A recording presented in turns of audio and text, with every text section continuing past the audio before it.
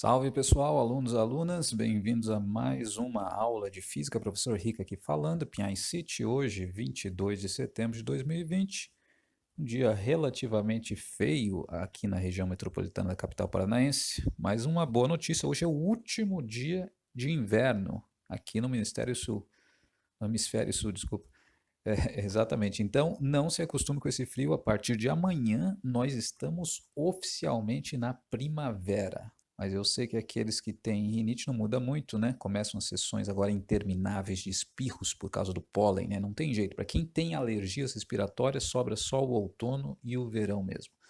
Pessoal, hoje eu quero continuar falando com vocês sobre astronomia. Nós falamos nas aulas anteriores já sobre Copérnico, sistema geocêntrico, sistema heliocêntrico, Ptolomeu, sistema geocêntrico. Na aula passada nós falamos sobre um astrônomo dinamarquês chamado Tycho Brahe, que criou um sistema híbrido que misturava os aspectos do sistema geocêntrico e heliocêntrico, né, o sistema chamado geoheliocêntrico. E hoje nós vamos falar do seu sucessor, do sucessor de Tycho Brahe, o astrônomo alemão Johannes Kepler, e as suas famosas leis que descrevem o movimento planetário, as leis chamadas hoje leis de Kepler. Então vamos a uma rápida biografia. Primeiro, quem foi Johannes Kepler? Kepler foi um astrônomo, como eu disse, alemão, nascido em 1571, numa pequena cidade da atual Alemanha. Na época não era Alemanha, né? Era o Império Romano Germânico, que englobava vários países no entorno da Alemanha também. E ele viveu, Kepler, na mesma época de Tycho Brahe, Galileu Galilei, no século XVII, aquele século dos gênios, como eu já falei para vocês várias vezes. Então, por exemplo, no caso, Johannes Kepler era bem mais novo do que Tycho Brahe. Ele, por exemplo, quando Tycho observou aquele importante cometa em 1577, que eu falei para vocês, Kepler era criança. E contam os biógrafos de Kepler que desde criança ele já se interessava por astronomia, tanto que chegou a observar esse famoso cometa que passou em 1577. Kepler era de uma família bastante abastada, mas a fortuna na família já estava se esgotando quando ele nasceu. Seu pai virou um mercenário, acabou desaparecendo quando Kepler tinha apenas 5 anos de idade. A sua mãe era uma espécie de curandeira e acabou sendo condenada por bruxaria. E vocês sabem o que acontecia naquela época quando alguém era condenado por bruxaria, né? Não preciso falar aqui. Então Kepler foi criado pelos avós. Teve varíola na infância, isso deixou ele com problema de visão e isso prejudicou essa faculdade importante para a astronomia, né, que é a faculdade da visão, porque naturalmente se precisa observar os fenômenos no céu a olho nu, ou se precisava, pelo menos naquela época, o telescópio ainda não havia sido desenvolvido para isso. Mas isso não foi um grande problema para Kepler, porque ele tinha habilidades matemáticas impressionantes que começaram a se destacar desde a sua infância. Isso levou, com 23 anos de idade, a ser professor, ser indicado para professor de matemática e astronomia na hoje Universidade de Graz. Mas, na verdade, era um emprego modesto que mal dava para ele se sustentar. Ele casou, tinha 2 filhos, e ele precisava, para continuar os seus estudos de astronomia, de um patrocínio, né? Esse trabalho de professor de matemática e astronomia, lembra, não existiam cursos superiores de astronomia e de matemática, né? Os cursos superiores eram sempre direito, medicina e teologia. Então, na verdade, Kepler assumiu como professor de uma escola de formação média, intermediária, né? Equivalente a um ensino médio. E, por isso, mal ele podia se sustentar. Então, ele buscando, de repente, um patrocínio, alguém que mantivesse e sustentasse os seus estudos de astronomia, ele escreveu o seu primeiro livro, chamado O Mistério Cosmográfico, onde ele afirmou, veja bem, ter desvendado o plano geométrico de Deus para o universo. Isso mesmo. E nesse livro foi que ele assumiu o seu copernicanismo, assumiu que era um copernicano, que defendia que a Terra estava no centro do universo, que o Sol estava no centro do universo, não a Terra, né? E ele, inclusive, procurou demonstrar que o heliocentrismo, Terra, Sol no centro do universo, tinha base bíblica. Sim, tinha base bíblica. Começou a mostrar textos bíblicos que seriam, supostamente, a favor do heliocentrismo. Talvez para se proteger da igreja, ou talvez porque ele acreditasse mesmo nisso, né? O objetivo de Kepler durante um bom tempo foi ser ministro religioso. Mas, ora vejam, ele teve que se contentar em ser um reles matemático e astrônomo. Então ele escreveu esse livro, O Mistério Cosmográfico, com suas ideias, enviou para várias pessoas importantes da sua época, vários astrônomos importantes, para de repente conseguir uma patronagem, um emprego, em outras palavras, né? Poder trabalhar com astronomia, que era o que ele queria realmente, e ter um salário minimamente decente. E um desses astrônomos para os quais ele enviou esse livro foi Tycho Brahe, que era, vocês sabem, um dos mais importantes astrônomos na época. E ele respondeu Kepler por carta, criticando algumas de suas ideias, mas dizendo que outras tinham potencial se ele usasse dados melhores dos que ele dispunha, que eram os dados de Copérnico, e que não, por acaso, Tycho Brahe tinha, porque ele adquiriu esses dados no seu observatório de Uranisburgo. Tá pensando o quê? Que aqui é pouca bosta? Como se Tycho Brahe estivesse dizendo para ele. Então, assim ele começou o seu contato com Tycho Brahe.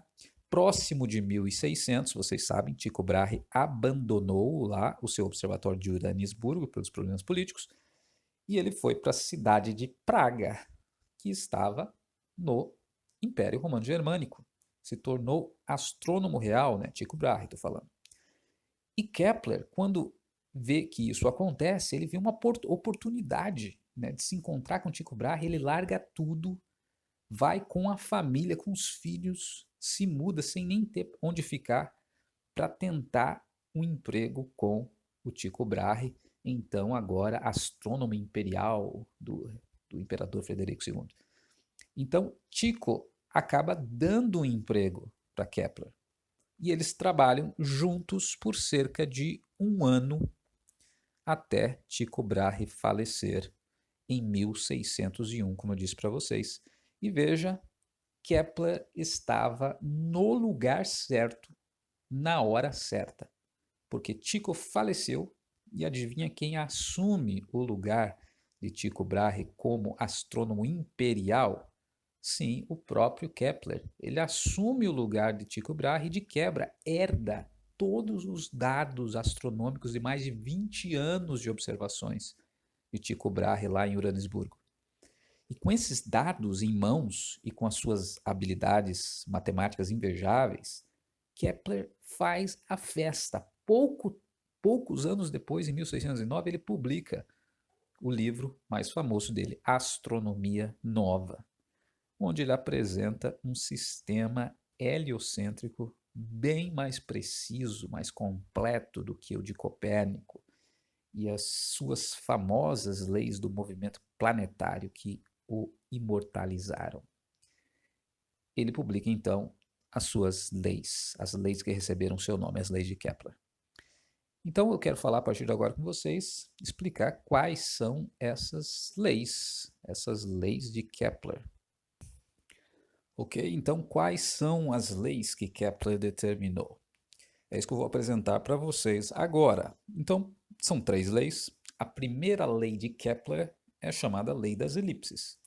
Os planetas movem-se em órbitas elípticas, com o Sol em um dos focos.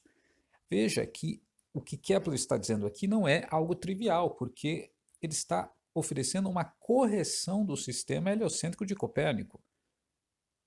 O sistema heliocêntrico de Copérnico, as órbitas eram circulares. Copérnico tirou a Terra do centro do universo, colocou o Sol, obviamente, mas ele manteve todas as órbitas circulares do sistema de Ptolomeu, do sistema geocêntrico.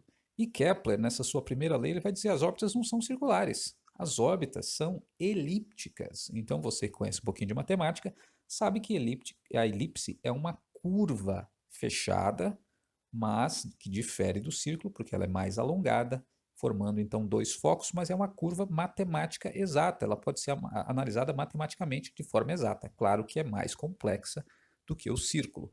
E por isso muitos astrônomos fugiam desde a antiguidade de órbitas que não fossem circulares.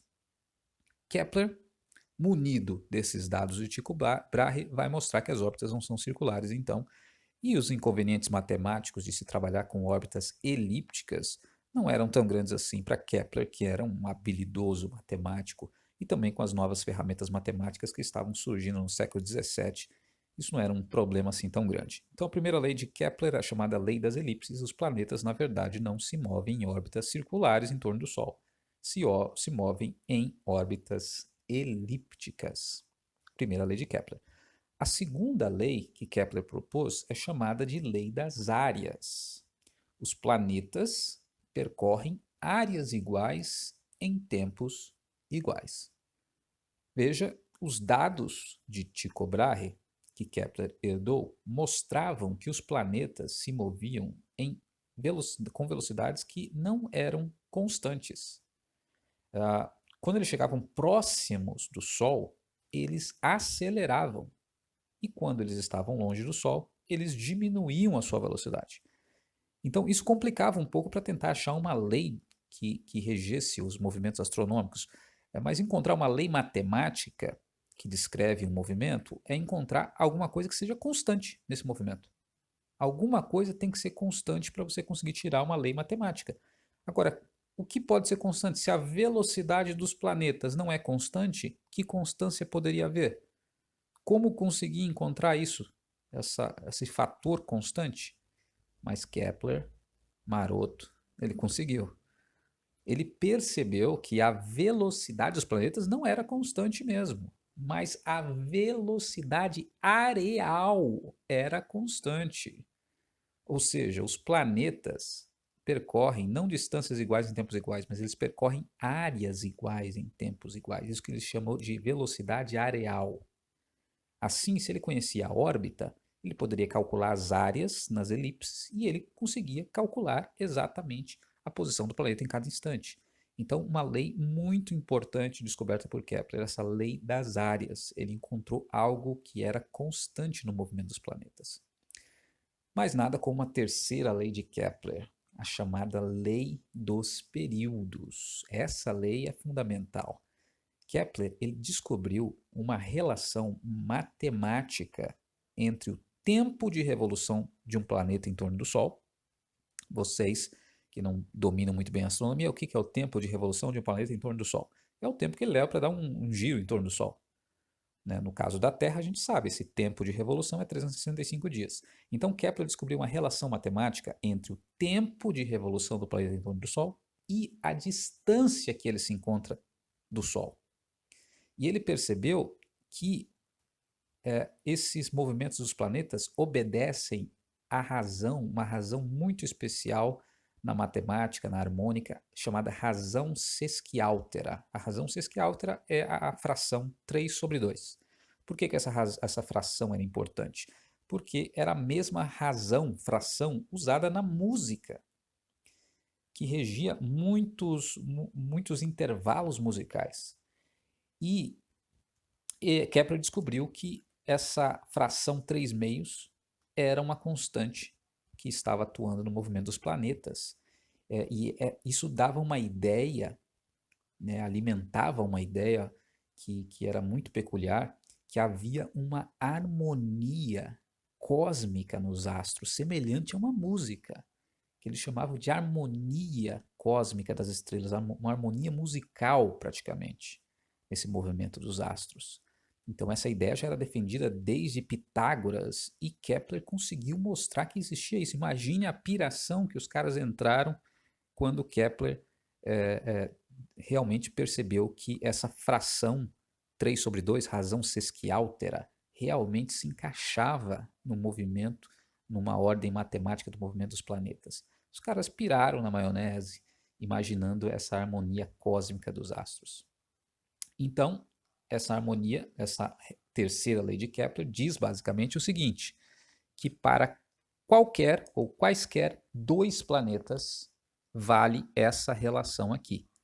O período do primeiro planeta ao quadrado sobre o raio, a distância desse planeta até o Sol ao cubo, é igual ao período do segundo planeta ao quadrado dividido pela distância desse segundo planeta ao quadrado. Parece difícil, mas você vai ver que na prática aqui que não é tão difícil não.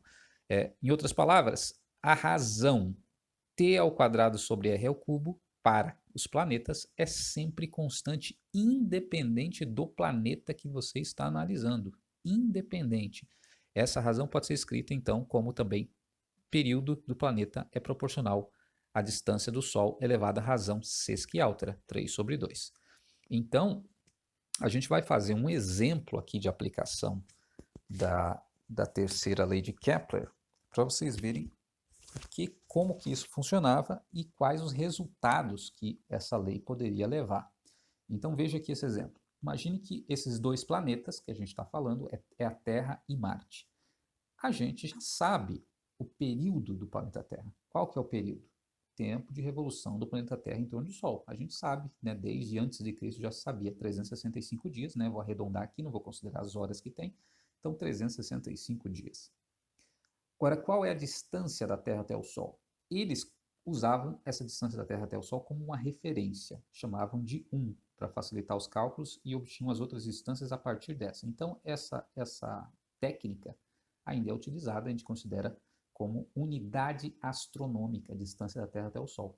Então, a distância da Terra até o Sol aqui é uma unidade astronômica, né? Hoje a gente sabe que uma unidade astronômica vale 144 milhões de quilômetros.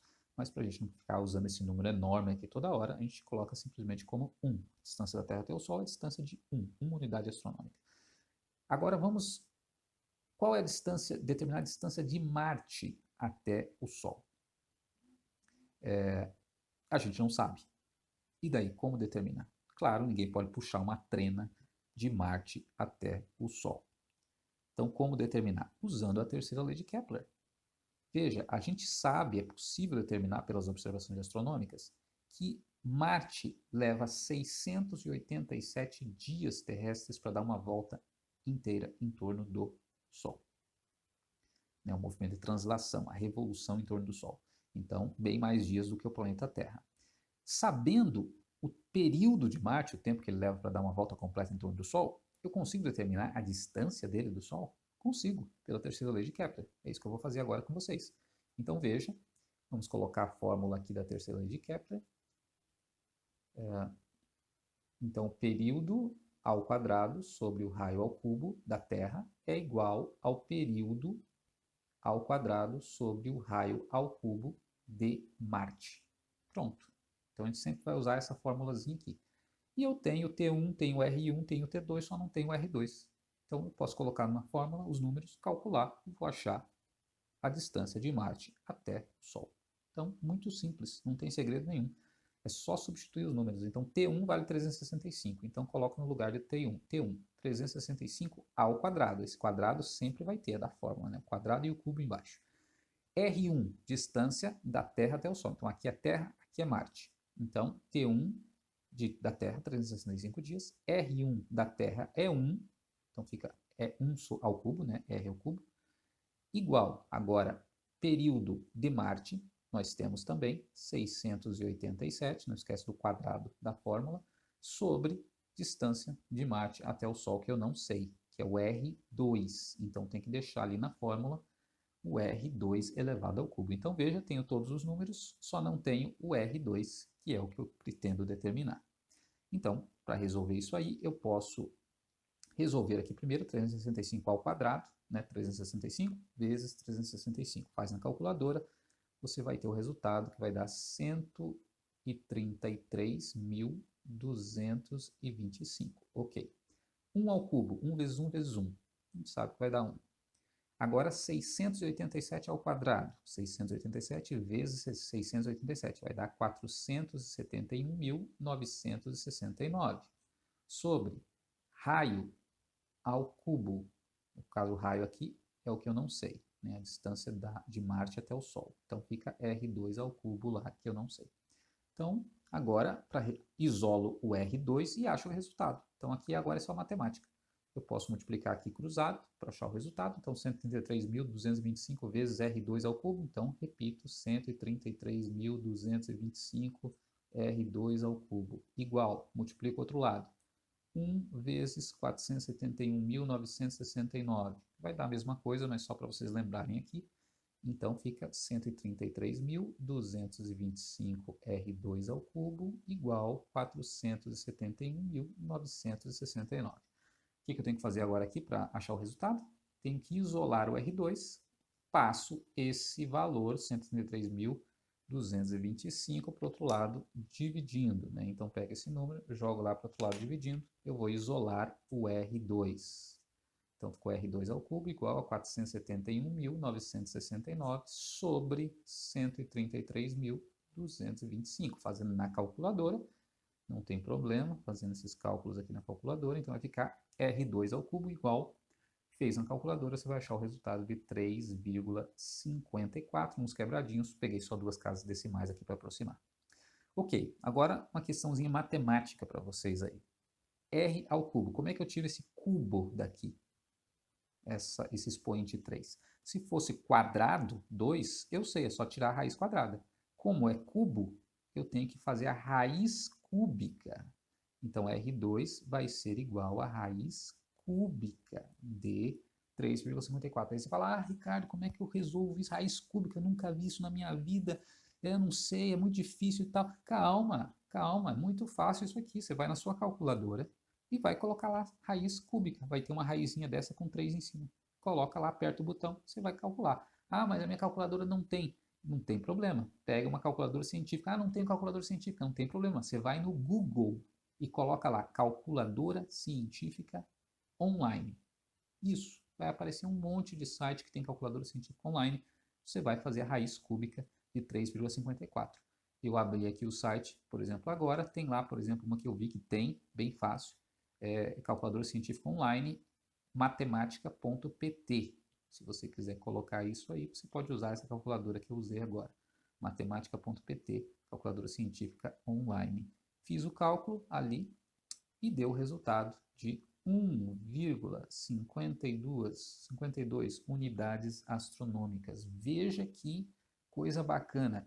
Com essa lei que Kepler determinou, eu consigo calcular a distância de um planeta até o Sol. Isso aqui é uma coisa extraordinária, sem precisar puxar uma trena, sem precisar viajar para lá, só sabendo o período de revolução do planeta. No caso aqui, a distância da Terra até o Sol, se a distância da Terra até o Sol é 1, a distância de Marte até o Sol é 1,52 unidades astronômicas. Ah, Ricardo, mas eu quero saber em quilômetro, só para eu saber. Tá, calma. Se você quer saber em quilômetro, simples. Uma unidade astronômica é 144 milhões de quilômetros. É só você multiplicar ali por 144 milhões de quilômetros. Tá? Isso só por curiosidade, né? Se você quer fazer, para saber em quilômetros, multiplica por 144 milhões de quilômetros. E aí você vai ver que a distância de Marte até o Sol dá 220 milhões aproximadamente de quilômetros. Então, a distância da Terra até o Sol é 144 milhões, a distância de Marte até o Sol, 220 milhões.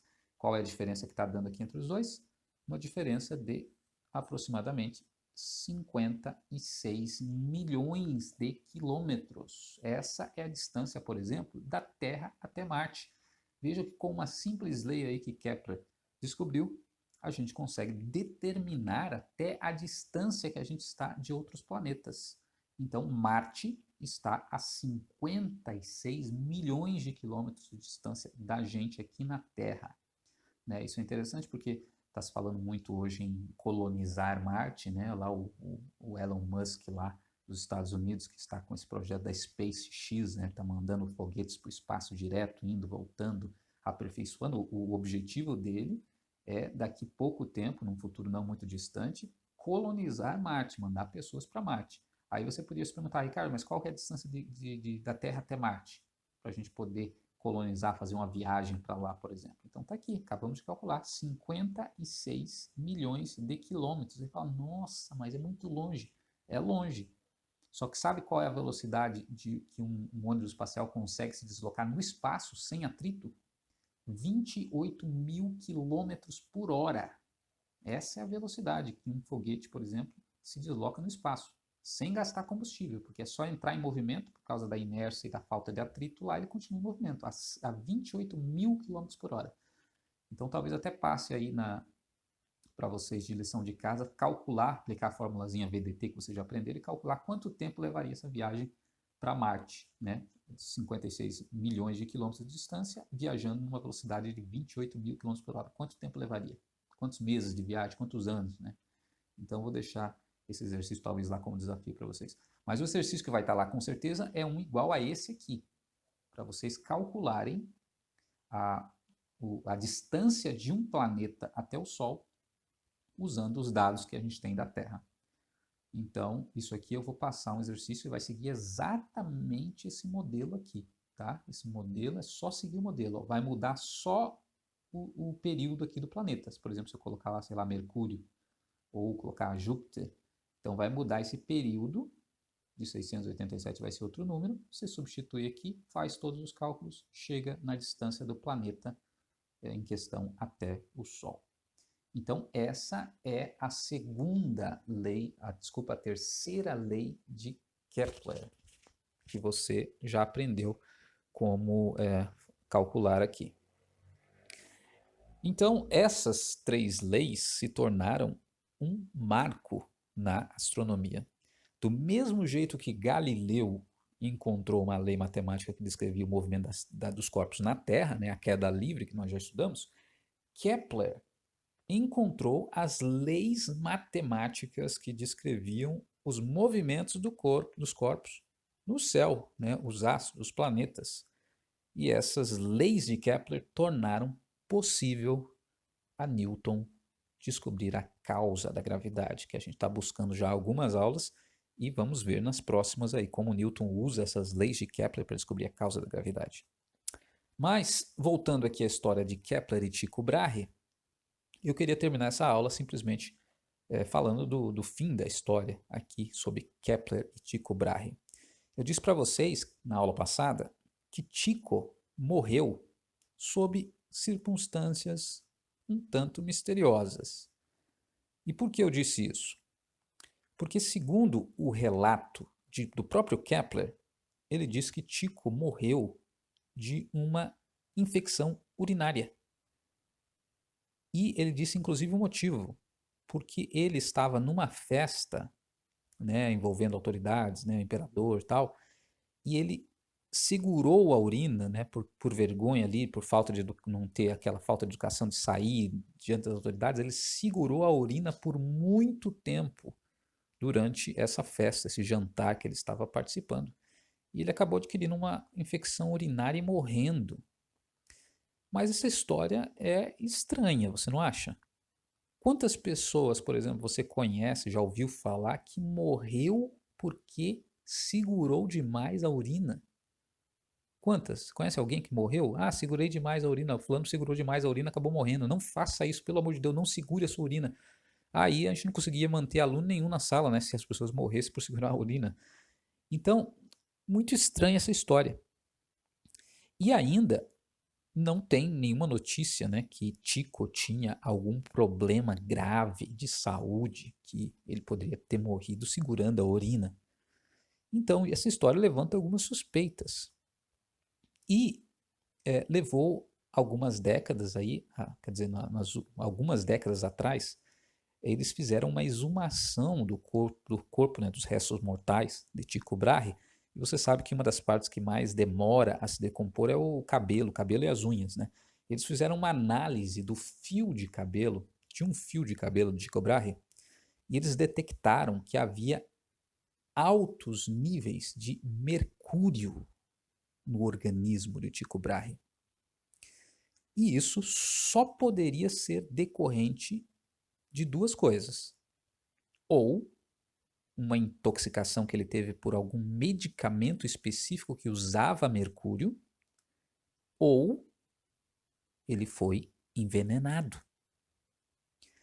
Mas veja, a primeira opção que ele usava algum medicamento à base de mercúrio, pode ter sido intoxicado, não parece muito provável, porque na verdade Tycho Brahe, eu não falei para vocês, ele era alquimista também, ele conhecia muito bem as substâncias químicas ali, os medicamentos, dosagens, e é improvável que ele tenha se envenenado involuntariamente com algum tipo de medicamento.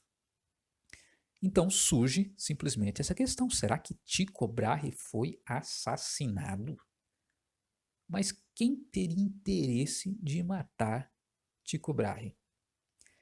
E aí a questão interessante, uns historiadores, em 2005, dois historiadores, Joshua e Anne Lee Gilders, defenderam que há evidências substanciais de que Tycho Brahe foi assassinado e ainda de quem foi o seu assassino. Exatamente. E esses historiadores defendem que há evidências substanciais que Kepler foi o assassino de Tycho Brahe. Ele tinha os meios, ele tinha o motivo e ele tinha a oportunidade. Por quê? Kepler tinha acesso a mercúrio. Ele trabalhava usando essa substância.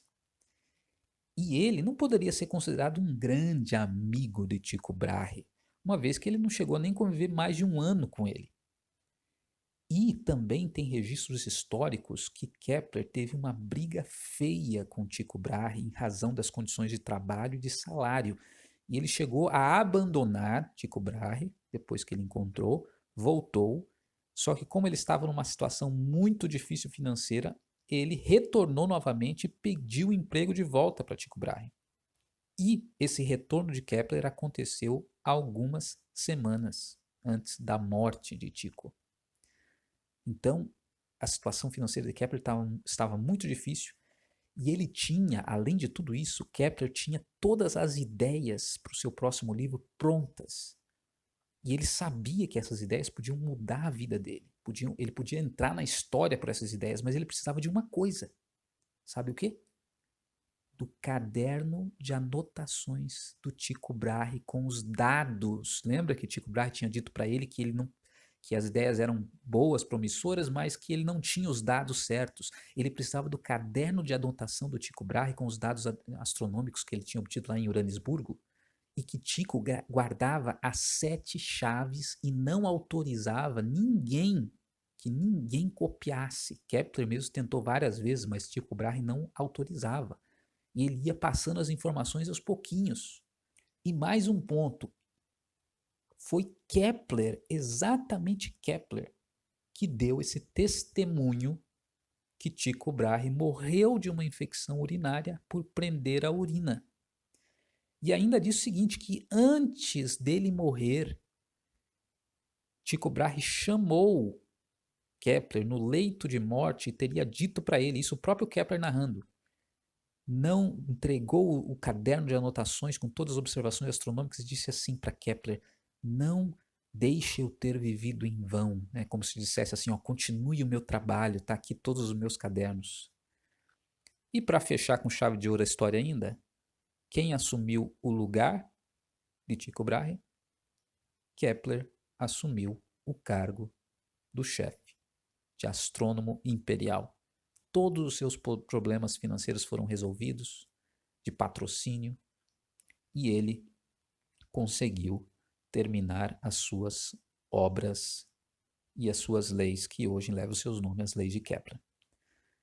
Tudo isso muito estranho. Kepler tinha os meios, o motivo e a oportunidade. Mas essa tese não foi muito bem aceita entre os historiadores porque ninguém quis acusar um dos maiores nomes da história da ciência de assassinato, obviamente sem uma prova definitiva. Né? Como já se passou muito tempo, não tem como ter uma prova definitiva disso. E uma vez que não tem uma prova definitiva, vale a palavra de Kepler, que no leito de morte Tycho Brahe teria chamado ele mesmo mal o conhecendo, entregue os seus cadernos e diz dito a ele: não deixe eu ter vivido em vão, pegue aqui todas as minhas anotações e mostre para o mundo, faça suas teorias. Pessoal, os grandes nomes da ciência também sofrem dos mesmos dramas que todos os outros mortais. E alguns de dramas até piores.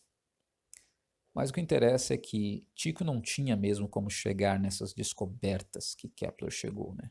Faltava ali as habilidades matemáticas do astrônomo alemão. E por isso Kepler continua sendo uma lenda da astronomia, apesar dessas dúvidas. E nós estamos estudando ele ainda hoje por isso. Então é melhor deixar tudo como está. Então é isso, pessoal. Valeu. Na próxima aula, nós entramos na última aula sobre astronomia antes de Newton, falando agora de Galileu Galilei, o astrônomo. A gente falou de Galileu Galilei, o mecânico. Agora vamos falar de Galileu, o astrônomo. É isso aí, pessoal. Um abraço para vocês. Até mais.